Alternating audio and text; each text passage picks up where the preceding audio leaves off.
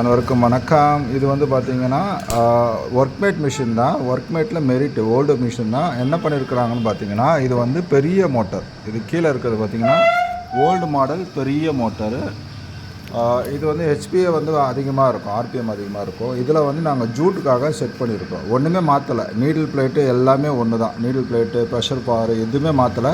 வெறும் pressure food மட்டும் மாற்றிட்டு, எட்ஜு ப்ரெஷர் ஃபுட் மாற்றிட்டு, நீடில் வந்து 23ஆம் நம்பர் ஊசியை போட்டிருக்கிறோம். இங்கே பாருங்கள், 22ஆம் நம்பர் ஊசி போட்டிருக்கிறோம். த்ரெட்டு ஸ்டாண்ட் வந்து பார்த்திங்கன்னா இந்த மாதிரி போட்டிருக்கிறோம். எல்லா மிஷின்லேயும் வரல அப்படின்னா நீங்கள் தனியாக அதை வாங்கிக்கலாம். 80 ருபீஸ் தான் வரும். வாங்கிட்டு நம்ம அழகாக அதை செட் பண்ணிட்டீங்கன்னா நீங்கள் பாட்டுக்கு ஒர்க் பண்ணிக்கலாம். திக்குன்றது வந்து நல்லா நார்மலாக நம்ம தைக்கலாம். இந்த பாருங்கள், இந்த மேடு பார்த்துக்குங்க. இந்த மேடு வந்து நல்லா எவ்வளோ திக்குனாலும் ஏறுவோம். இந்த மேட்டை பார்த்தீங்கன்னா தெரியுதா? பின்னாடி திரும்பி பார்க்குற மாதிரினா ஒரு லூஸ் ஸ்டிச் இல்லை, நாட்டு இல்லை, பக்காவாக இருக்குது.